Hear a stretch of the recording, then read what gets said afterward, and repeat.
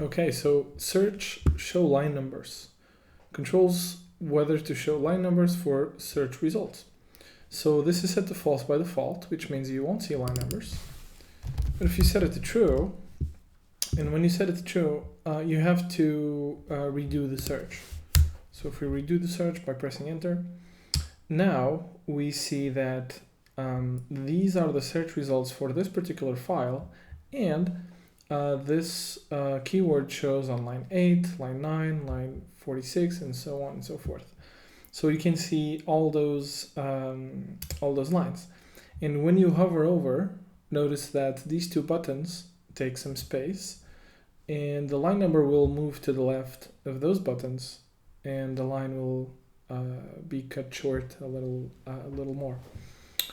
I do find this to be useful, so I'm going to leave this one set to true.